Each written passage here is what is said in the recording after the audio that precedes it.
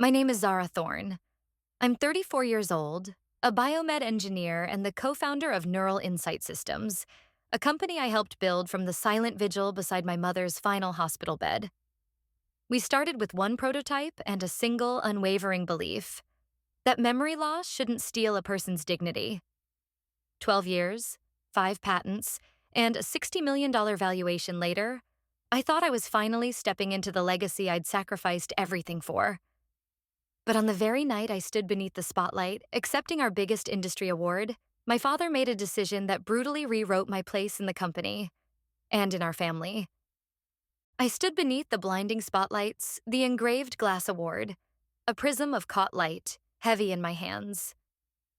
On behalf of Neural Insight Systems, I said into the mic, my voice steady, we are honored to accept this year's Breakthrough MedTech Award. The crowd erupted in applause, and for a moment, all the late nights, the agonizing clinical trials, the crushing patent rejections, melted into pure, unfiltered pride. I searched for my father's face in the sea of faces below. Desmond Thorne, co-founder, and until this very moment, the company's steady hand. He gave me a proud nod, a glass of champagne glinting in his hand. Brandon, my older brother, stood beside him, clapping politely, a faint, almost bored smile playing on his lips. He looked sharp tonight. Clean-shaven, impeccably tailored suit. But he had nothing to do with this milestone. Neural Insight was born from my mother's agonizing decline, my father's desperation, and my engineering obsession. Brandon had been blissfully unaware, lounging in Bali when I was coding the first prototype on Mom's hospice nights, fueled by grief and a stubborn refusal to let her memory fade. Back at our table, the mood was celebratory, awash in the warm glow of success. Investors toasted, voices loud with congratulations. Someone ordered more wine, and then Dad stood, tapping his glass for attention. I want to share a personal announcement, he declared, drawing smiles of curiosity. Tonight isn't just about Neural Insight's success. It's about transition. I've decided to step down as CEO. I froze, the words echoing in the sudden silence of my mind. And I'm proud to introduce the company's next leader. He continued, his voice swelling with pride. Brandon Thorne. The room clapped. I didn't. My body didn't move. I looked at Brandon. He smiled sheepishly, a hint of awkwardness, as if he knew this was absurd, but not absurd enough to refuse. Later, in a quiet hallway lined with glowing sponsor logos, I finally cornered Dad. What the hell was that? I whispered, my voice raw with disbelief. He sighed, a weary sound. Brandon's been shadowing me for 6 months. We wanted to make sure he was ready. 6 months? I blinked, the words a cold shock. You kept that from me? We needed to prepare quietly. You were focused on product. This was strategy. But I was more than product. I was this company's engine, its very heartbeat. And suddenly, without warning, I wasn't even in the driver's seat. I walked back into the ballroom, the applause still echoing faintly, but it no longer felt like mine. By Monday morning, the lingering applause from the awards gala had faded into a bitter memory, but the aftershock hadn't. I arrived at the office at 7 a.m., like always, badged in, gave a polite nod to the front desk, and climbed the stairs 2 at a time, desperate for a sense of normalcy. But when I reached my desk, my screen greeted me with a sterile, chilling message. Access denied. Contact administrator. I blinked, trying to clear the haze of disbelief. Tried again. Same result. Assuming a system error, I opened my personal laptop and pulled up the GitHub repository, our company's digital brain. A red banner blinked across the top, stark and unforgiving. You no longer have permission to access this project. I stared, my heart thudding a frantic rhythm as the realization settled over me like a sudden killing frost. My name was being systematically erased. In the kitchen, I bumped into Liam, one of our designers. He gave me an awkward, sidelong smile. Hey, check out the new marketing draft yet? He asked, trying to sound casual, almost too casual. I hadn't, but I would. I walked down to the creative wing, Brandon's new domain apparently, and grabbed a sample brochure from the layout table. There it was, a full-page photo of Brandon in a pristine lab coat, arms crossed, under the grandiose headline, A Founder's Vision, Redefining Cognitive Recovery. Founder's Vision. I flipped to the inside page, scanning desperately for my name. Nothing. No quote, no mention, no trace of my existence.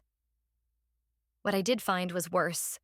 Our old tagline, inspired by memory care, was gone, replaced with aggressive, hollow buzzwords. Optimize, accelerate, disrupt.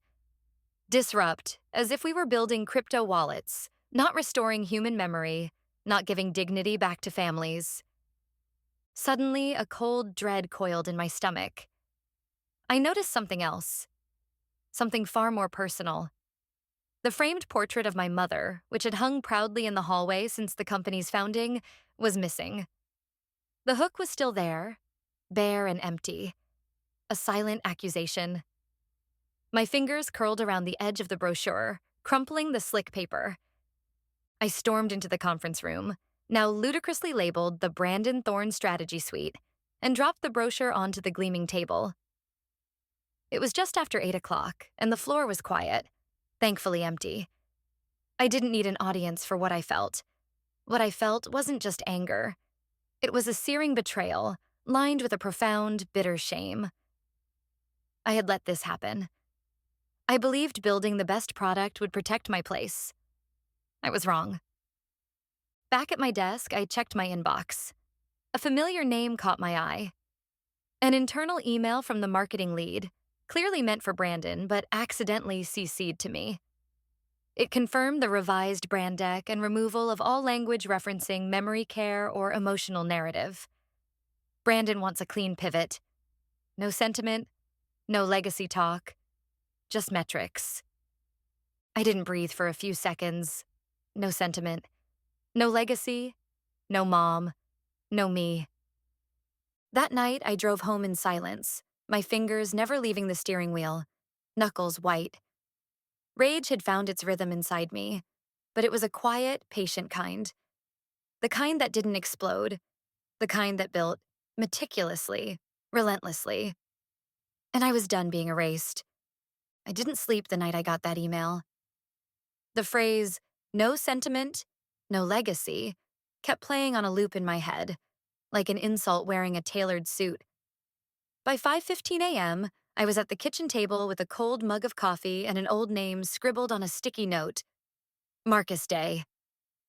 Marcus had been my startup attorney 10 years ago, back when Neural Insight was nothing more than a sketch diagram and a storage unit filled with circuit boards. He was sharp, discreet, and just paranoid enough to draft ownership paperwork with firewalls embedded in firewalls. I found his office number buried deep in an old email thread and called just after 8 o'clock. He picked up on the third ring. Zara Thorne, he said warmly before I could even introduce myself, a surprising warmth in his voice. It's been too long. You building another miracle or cleaning up someone else's mess? Both, I said, a grim humor in my tone. I need a copy of the original IP filings, the core system, the neuroadaptive mapping software, everything we registered back in 2014. Still under your name? He replied instantly, a note of surprise in his voice. You never transferred those rights. I paused, unsure I heard correctly. Wait, what? He chuckled. You were so wary of early-stage investors taking over that you asked me to file everything personally. We listed Neural Insight as a licensee, not the owner. You've retained full authorship and control over the core IP all along. I leaned back in my chair, the weight of that truth settling over me like a sudden thunderclap. For years, I'd assumed, accepted, that as the company grew, those foundational rights had been absorbed into the entity we built. But I was wrong. I hadn't just built the engine. I still owned it. Zara.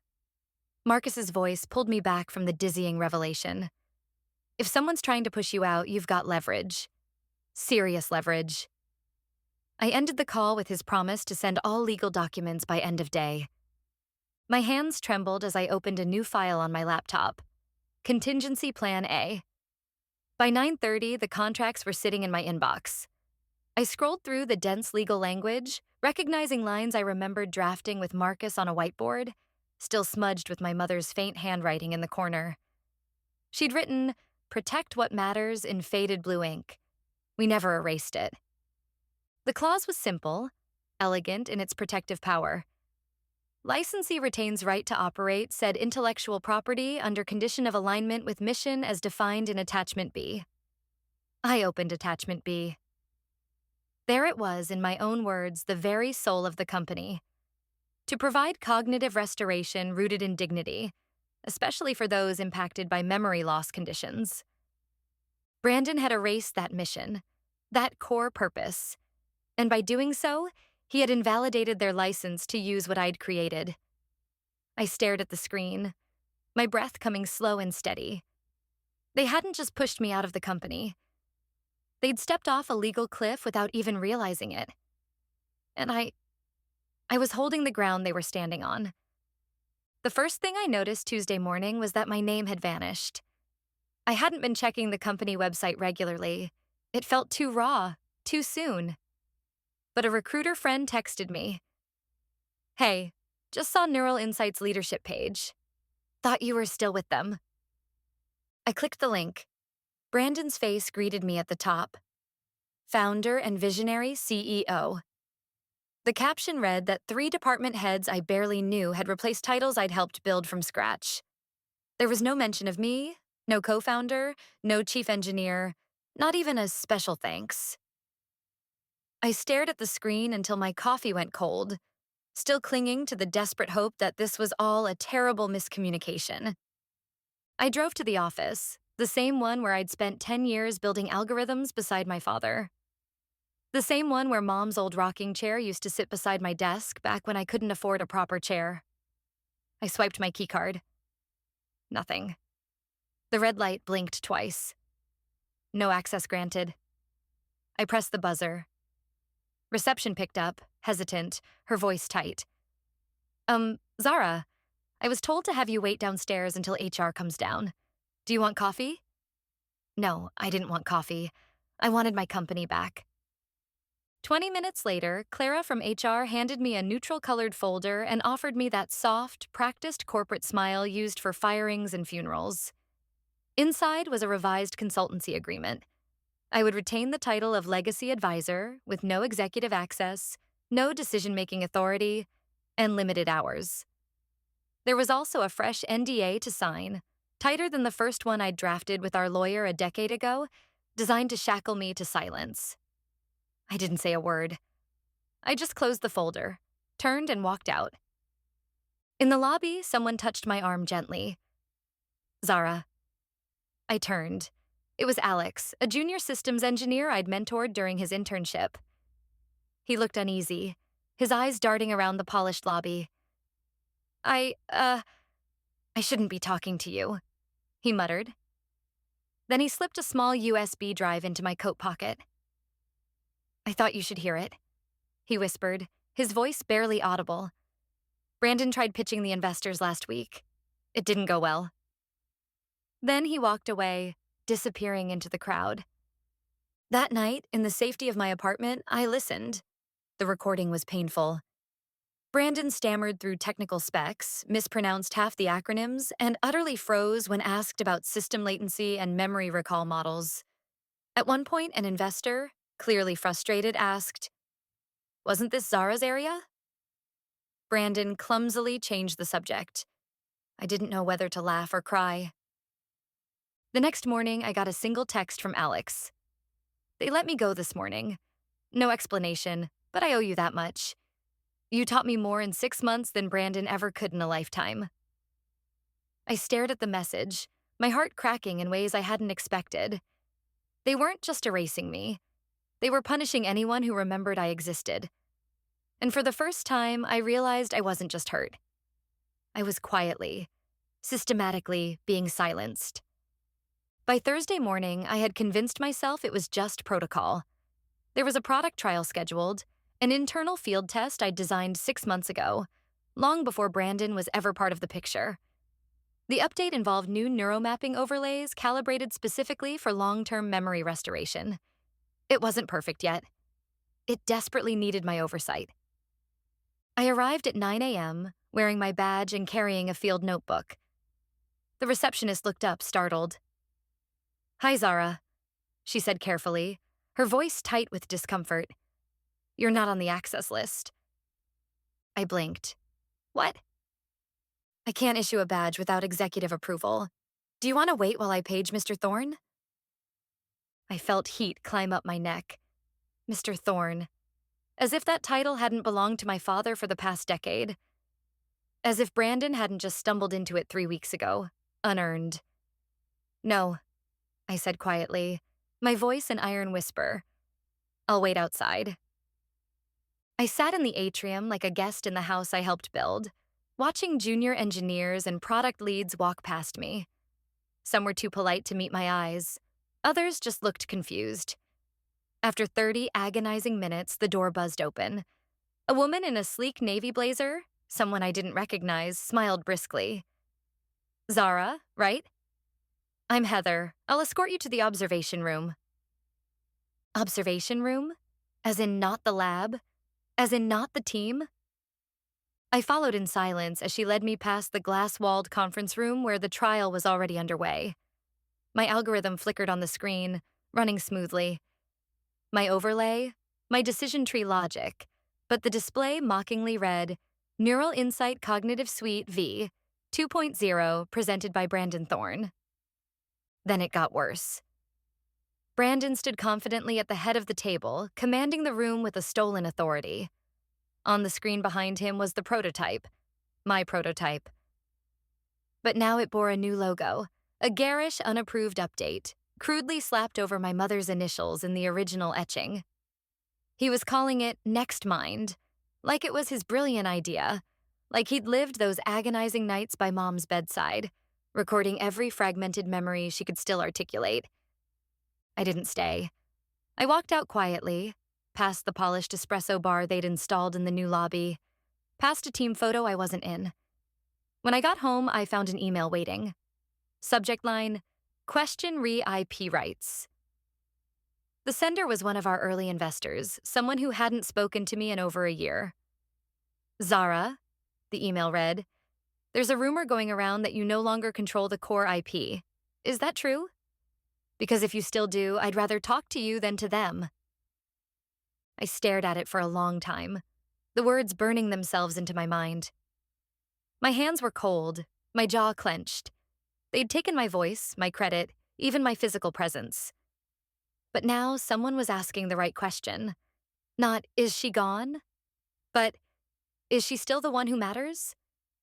And suddenly, the answer felt very, very clear. I didn't tell anyone I was leaving town. I just drove. The old house on Cypress Ridge sat half forgotten at the edge of a pine grove, its shutters weathered, the mailbox rusted shut. No one had lived there since Mom passed. And yet everything about it still felt like her. Quiet, persistent, untouched. I parked in the gravel driveway and unlocked the back door using the key she always hid behind the planter, a tiny ritual of hers. The air inside smelled like dust and cedar. I didn't bother turning on the lights. I knew where I was going. The upstairs bedroom, hers, still had the green dresser she used as a storage cabinet. I knelt, opened the bottom drawer, and there it was. The lockbox. I set it on the bed. The key was taped underneath, exactly where I'd left it 6 years ago. Inside were layers of paper and memory. The original napkin sketch of the interface, a dog-eared patent draft with my scribbled equations in the margins, 3 early prototypes in clear acrylic casing, and her old notebook, the one with the lavender cover. I opened the notebook gently. Most of it was filled with her observations, things she'd written as her brilliant mind began to falter.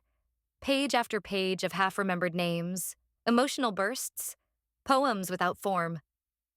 But near the center, in cleaner, more deliberate handwriting, she had written, Zara's brain saves others. I just hope no one tries to steal it from her. My fingers froze on the page. I reread that line 4 times, a chilling premonition. It wasn't poetic. It was prophetic. Brandon hadn't just stolen a company. He was trying to rebrand my mind, my mother's vision, our legacy. By 4 p.m., I was back at the dining table, laptop open, the precious files from the lockbox spread around me like forensic evidence. No team, no whiteboards, just me and the raw blueprints that had once lived only in my head. I pulled up a blank project folder and renamed it LUMIN, Light Underscoring Memory and Insight.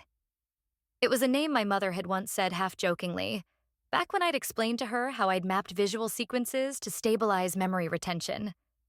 "Call it Lumen," she said, like a guiding light. At the time, I'd laughed. Now I typed it in without hesitation. Lumen would be smaller, sleeker, decentralized.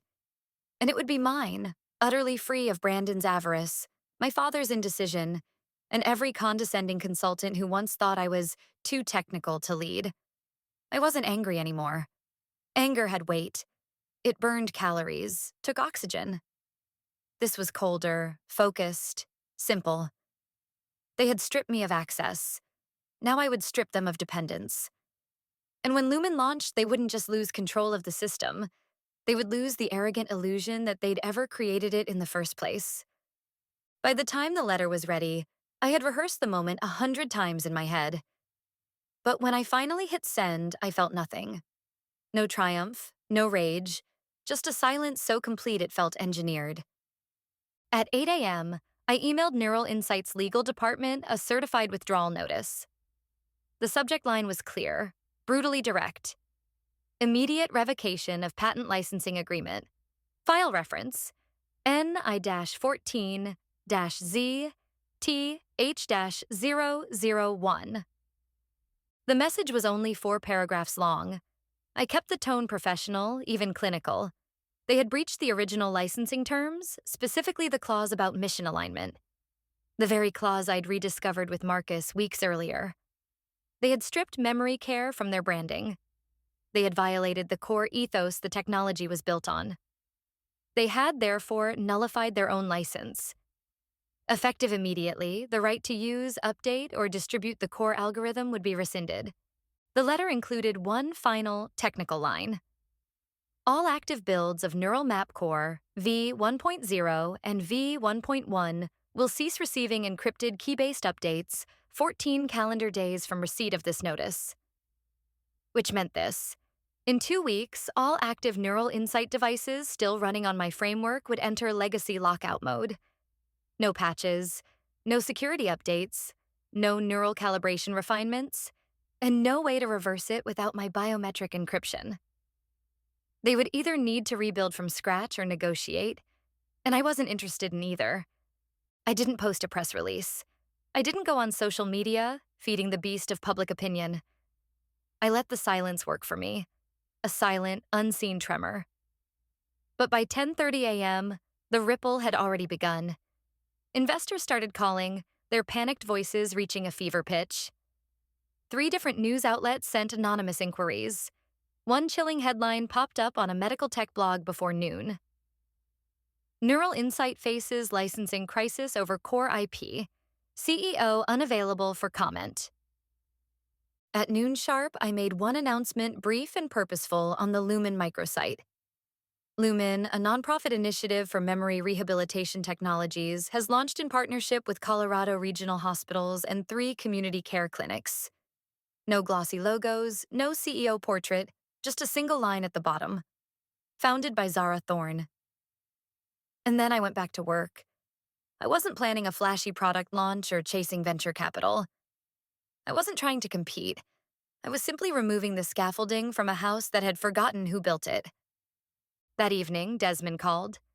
I watched the phone ring out, the screen a silent accusation. He called again at 6 p.m. Then came the message. "Zara, I think we need to talk. This could really damage Brandon's future. Maybe yours too. Please just call me." But he was wrong. It wasn't about damaging anyone. It was about clarity, boundary, consequence. And the scariest thing for them wasn't that I had acted, it was that I had done it quietly, with precision, without emotion. Because the moment I stopped needing their approval, I became the one they could no longer predict. The first tremors came on a Tuesday morning, exactly 5 days after the license revocation. Stockholders started calling emergency meetings, their fear palpable. Investors, once eager to post selfies with Brandon at tech expos, now frantically demanded written assurance that Neural Insights infrastructure was legally intact. There was none, because there was no license. By Wednesday, 2 hospital groups pulled out of upcoming trials. Their trust shattered. One prominent investor tweeted, "Neural Insights leadership needs to clarify who owns the core tech fast." And by Friday, the headlines were impossible to ignore. Brandon Thorne faces licensing crisis? Was IP in his name? I watched it unfold like watching a house slowly lose electricity. First the lights, then the heat, then the sound. Brandon desperately tried to control the narrative. He scheduled a press conference, stood under fluorescent lights in a borrowed auditorium, his lips stretched in a hollow, desperate smile. He opened with big, empty words: growth, adaptation, next-gen pivot. But the questions came hard, relentless. Who owns the base algorithm? Why hasn't Zara Thorne responded? Are Neural Insight devices still secure? He dodged. He sweated. He called it a transitional bump, but the room smelled of decay, the air thick with impending doom. Afterward, I received a text from someone I hadn't heard from in over a year. Brooke, a senior R&D specialist who once worked side by side with me. They let us go today. Half the team budget slashed. I lost my badge before I even packed my desk. 2 minutes later, she sent another. I cried in the stairwell. Not because of the job, but because you were the only real leader here. I didn't know what to say, so I said nothing. Just stared at the screen until the words blurred. I had wanted this collapse, but I hadn't wanted the wreckage to crush good people like Brooke. Still, the foundation had to break for anything real to rise. That same afternoon, I received an unexpected email from the Department of Public Health. They had followed the LUMIN announcement. They were launching a statewide initiative for cognitive recovery in underserved clinics, and they wanted Lumen as the technical lead. I reread the message twice, my heart swelling. It wasn't just a partnership. It was a signal. The people who truly mattered had noticed, and they weren't looking at Brandon anymore. I closed the laptop slowly, the light from the window casting long shadows across my desk. I had torn down a structure I once helped build, and in the ruins, something infinitely better was beginning. It was nearly 4 p.m. when I heard the knock. Not the usual buzz of a scheduled guest. A slow, deliberate knock, like someone asking to enter a place they no longer belonged. I opened the office door to find Desmond, my father, standing in a charcoal suit that didn't quite hide the deep lines of fatigue etched into his face. His tie was crooked. His eyes wouldn't meet mine. "Zara," he said, his voice worn, weighted with defeat. "May I come in?" I stepped aside silently, allowing him entry. He looked around the Lumen workspace, sunlight filtering through clean glass. A single prototype rested on the display table. No plaques, no portraits, just pure, uncompromising function. "I need to talk to you about Neural Insight," he began, his voice barely a whisper. "They're in serious trouble. Brandon's made questionable deals, equipment leasing contracts that shouldn't have been signed. They're down to 8 days of operating funds." I said nothing, my face a mask of calm. He reached into his briefcase and pulled out a thin folder. "We're hoping you'll consider transferring back the IP license, or at least leasing it, just to stabilize the brand, to keep the Thorne name from collapsing." That word, name, cut deeper than he knew. I walked to the corner cabinet and opened it slowly. From inside, I retrieved a small glass case housing the very first prototype I had built for Mom. The shell was scratched, the wiring exposed, but the initials carved into the base were clear. ERT. Evelyn Rose Thorne. I set the case gently on the table between us. You remember this, don't you? I asked, my voice even, devoid of accusation, yet laced with a subtle challenge. The one we made for her together? His face softened, a flicker of genuine remembrance in his tired eyes. Of course. That was ours, wasn't it? He nodded. Yes. I met his gaze, my voice tightening with the weight of unspoken history. Then why did you give the next one away? Desmond swallowed, his throat working. The air between us felt heavier than any contract, burdened by years of silence and unspoken truths. I thought Brandon needed a chance. I thought you'd understand. I did, I said, a bitter edge entering my tone. Until you decided he deserved what I built without ever earning it. He opened his mouth to respond, but I raised a hand, stopping him. This, I gestured around the room, encompassing Lumen's stark, purposeful space, isn't revenge. It's reclamation. You can't ask me to protect the family name when the family didn't protect me. He stood there, the folder still in hand, but no argument left, no defense to offer. After a long, heavy pause, he simply said, I didn't see it clearly until now. I nodded. Then consider that a beginning, not a bargain. And I left him there, standing beneath the name he once handed away, now watching as I reclaimed it, piece by unshakable piece. It was just after 10 a.m. when I stepped onto the small stage at the Colorado State Health Center. No spotlight, no dramatic reveal. Just a room filled with clinic directors, public health officials, and people who believed in quiet, steady change. Lumion had officially signed a statewide partnership. Our technology would support over 30 community memory care programs. No investors, no noise, just the work. As I adjusted the mic, a reporter from the back raised her hand. Zara? She asked, her voice clear. What's the biggest lesson you took from your time at Neural Insight? The room went still. I paused, then smiled gently. If you build something with your soul, I said, my voice resonating with hard-won wisdom, protect it like your life depends on it, because it does. No mention of Brandon, no mention of my father, just the truth. After the press conference, I stood alone in the hallway outside. The air was quiet, peaceful, and for the first time in years, I didn't feel like I had to prove anything. I didn't win by replacing them. I won by no longer needing their permission to lead. A month later, an unexpected message appeared in my inbox from Desmond Thorne. Subject: mentorship application. The email read, Zara, I applied to join Lumen as a volunteer mentor. I may have failed as your CEO, but if I can serve as your student, I will be proud. Dad. I stared at the words for a long time. There was no request for forgiveness, no attempt to rewrite what had been lost, just a sentence, a surrender. And strangely, that made it easier to breathe. I never wrote back. Not because I held on to anger, but because some things, once broken, don't need to be rebuilt. They just need to be left behind so we can walk forward unburdened. Because in the end, this story was never about taking back power. It was about realizing I'd always had it. If Zara's story spoke to something in you, about being underestimated, overlooked, or quietly erased, know this: you're not alone.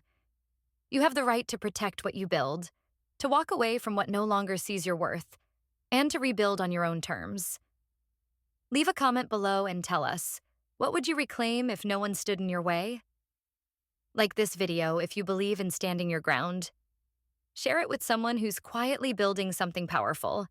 And don't forget to subscribe for more stories of resilience, strategy, and quiet victory. This was the reclamation. And Zara, she's just getting started.